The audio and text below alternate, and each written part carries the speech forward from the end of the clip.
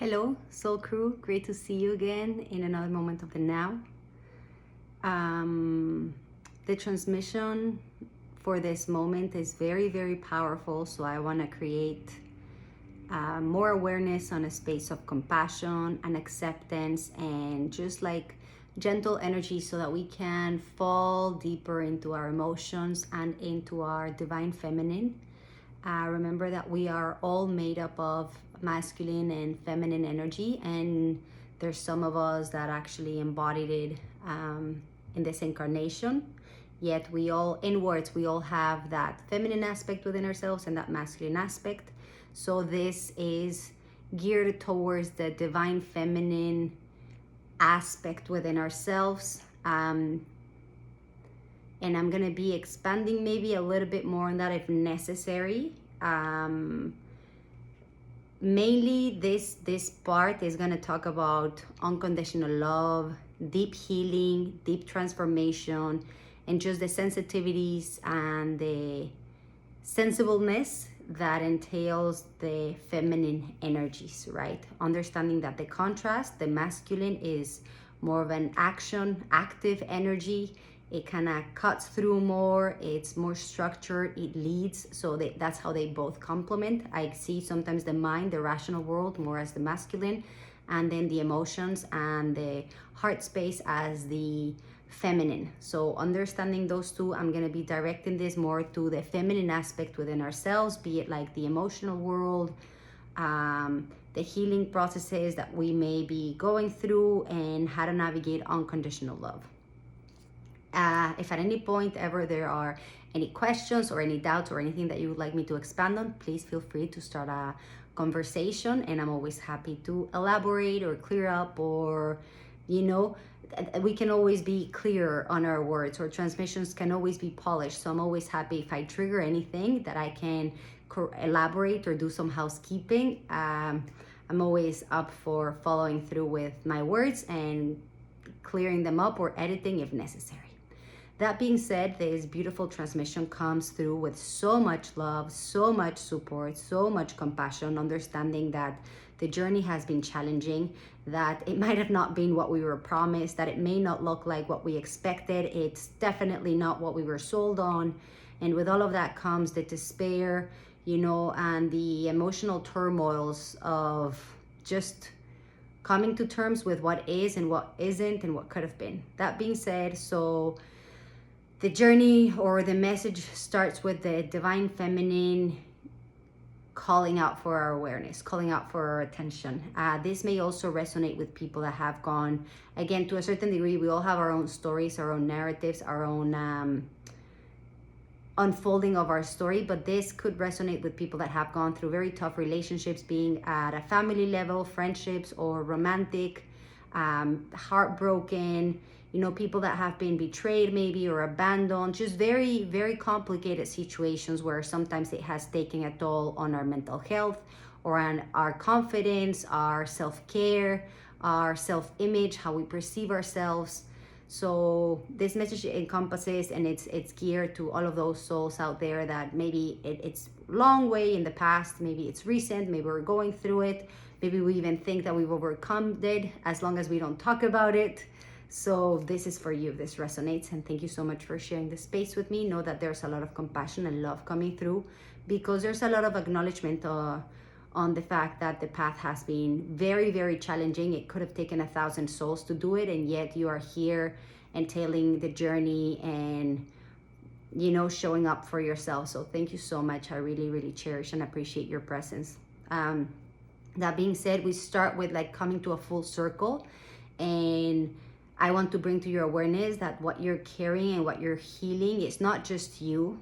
It's a factor that implicates ancestral healing. This is in the making of many generations, right? Like many generations might have had experienced trauma or complicated situations, be it mentally or emotionally, and that changes, that impacts our DNA, right? And then we are born with the lineage charge at the time, like whatever happened in generations to come up until where we're born, we're imprinted with that charge. And then we work from there. And sometimes we can be very hard on ourselves, being like, but I've worked on all of this, and why does this keep happening to me? Or why am I like this? all of this like entanglement and overthinking or like despair, existential despair. And I want you to know that at the time that you assess that you're doing like this is teamwork because you're working with what you were given, I want to entice a space of more compassion for yourself. Be like, oh, okay, I'm doing my homework and everything my legacy had not completed up until now, right? So understand that at the same time that you work through this, you're also unleashing big amounts of magic and power and gifts that were untapped by all of your ancestors. So that's why this lesson may feel so strong and so overbearing. Like I'm just one person, and this has taken like, I mean, how many generations has it taken for you to exist?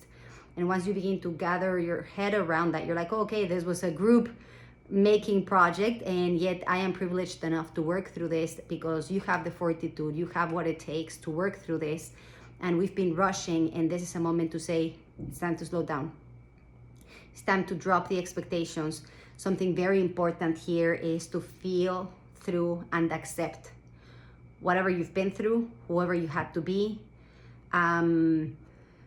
whatever you did or you didn't do, the choices, everything at this point is vibrational. It happened because it happened, and what didn't happen, right? But we have to kind of come to terms with where we are at, because if we keep carrying on regrets, we will keep replaying the same suffering timeline. So at this point, it's like coming full circle with feeling and accepting that you are where you're at, so that you can create a new checkpoint. And this is your starting line. You're starting from scratch as of now, dropping everything else, understanding what corresponds to you, dropping everything else that corresponds to other people, so you can begin to lighten up your load, slow down, and begin to create a new existential structure for yourself. This is time for a reset. And again, understanding that you're carrying not just your load and your charge, but your genetic charge, your ancestral genetic charge. And you're the strong one who showed up and said, we're gonna break this cycle, we're gonna regenerate, and we're gonna recreate the way we experience life. I commend you for that. I commend you for the capacity and the intuition that you have. And that's why you're surrounded with unconditional love. That's why you're surrounded with a lot of opportunities and abundance. I do see there's a bit of a block, and interestingly, there's a lot of energies trying to come your way, but we're just blocked because we are unable to see ourselves.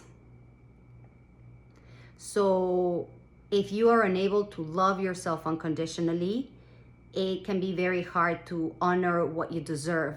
And again, I'm speaking to a very particular group here that has maybe having some trouble with like self-image, and not just in a physical way, but characteristics or personalities. You fall a lot into comparison or criticizing others, like, oh yes, they had it easier, or that was better, or this is not my case. Like, we have to drop that.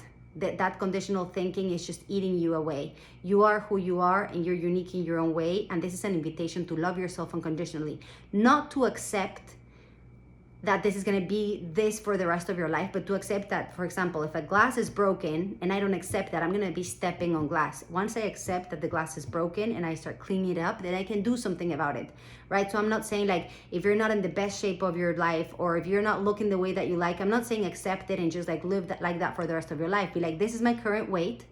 I'm going to accept that this is where I'm starting, and then I'm going to start taking care of myself as of now, right? Like, we are not going to continue like, oh, I'm like this because this happened and this happened. Like, stop justifying why you got where you are. Like, reset. Imagine that you got a cleanse in your memory, you're starting from scratch, and they're like, this is your starting point. The world is your oyster. How are you going to learn to love yourself unconditionally, knowing that you have what it takes to receive prosperity, abundance, support, good fortunes?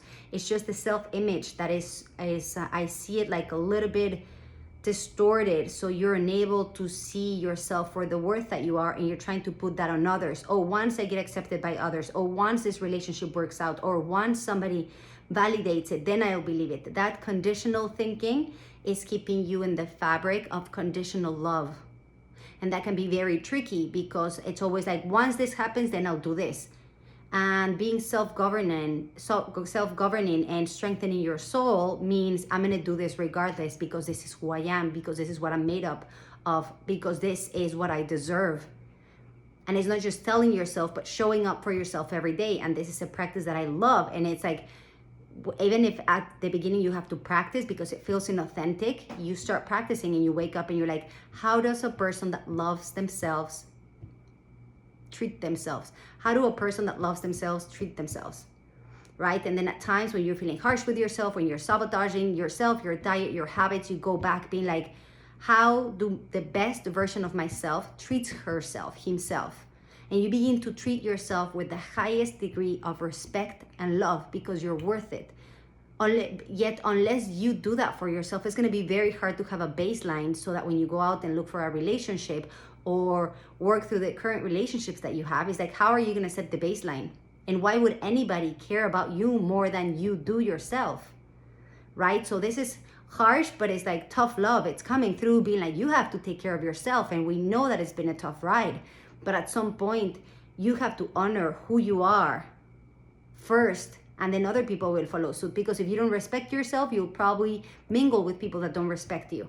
And the moment you start respecting yourself, you may cut off a lot of relationships, but then the right ones will come their way.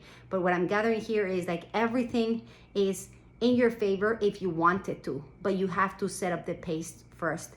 There's this invitation for transformation as you retreat within yourself and you accept where you're at, whether you're struggling with solitude, with mental imbalances, with emotional dysregulation.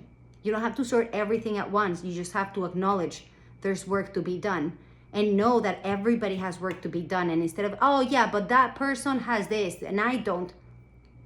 If you need it, then put your mind to it, but maybe you don't need it. Maybe that's what they needed to do their process. So again, the conditional, the comparison, it's eating you up. It's eating up your resources. It's eating up the capacity for you to see yourself fully, wholesomely. So instead of having a self-portrait and admiring yourself, you have all of these comparisons, all of these things of how it should have looked like. So I recommend that you stop snooping into other people's lives or how they look, expecting your life to look any of the sort, because that's also creating a lot of chaos, a lot of like psychic distress. And drop the stories, come back and imagine and visualize, what does unconditional love feels like? How do a person that loves themselves treat themselves? And begin to do that for yourself. How does, and even if you want to use this as inspiration, if there's somebody that you're inspired by, imagine how they treat themselves throughout the day and try to mimic that. Try to treat yourself the way you would if you were the best version of yourself. And then you will get there. It's going to be very hard for people to see the best version in yourself if you're unable to. And something very, very important that comes up here, unconditional love will never hold hands with unconditional tolerance. So if there's disrespect, if you have poor boundaries, if you are codependent with other people, if you are afraid of people abandoning you, I recommend you go and work on those wounds first. Because if you keep surrounding yourself with people that disrespect you, it's going to be very hard to validate your feelings and to validate yourself. And even if you have to be alone for a while and sort yourself out, I recommend that more than being surrounded by people that are not maybe appreciating you, or maybe you're not appreciating yourself in the first place, and that's why you're surrounding yourself with people that just validate that. I know there's a lot to unpack here. There's a lot of emotional processing, yet this transmission is for validation that this has been in the making for generations. You are a beautiful soul, like you're a warrior, and at the same time, this gentle, tender soul that yearns, for that unconditional love. And it starts with you. You set up the baseline. You teach yourself and others how to treat you. So I really invite you can even invoke your ancestors. You can invoke the strength of your lineage to get strength, to get support, to get that stamina, because the power is within you. There's a reason you're here. There's a reason you've been through what you've been through. And the moment you accept and you clean the slate and you start from scratch without comparing, you'll see that abundance, that good fortune, opportunities, generosity, like a lot of things are aiming your way. It's just waiting for you at a higher level. And it's up to you to take that leap, to let go of the last chapter that you've been working on, to break the cycles, and to validate yourself for who you are. Just a beautiful soul. And like I said, your emotions and your soul are yearning for you to look inwards and recognize the beauty within. Thank you so much for your presence. I pray that this resonates and holds space within your heart and assists you in the evolution of your soul and fulfilling those deep, deep, deep desires. This is a reminder that you are worthy of unconditional love. You are unconditionally loved, and it's up to you to give yourself permission first. Then the best is yet to come. Lots of love. See you on the next one.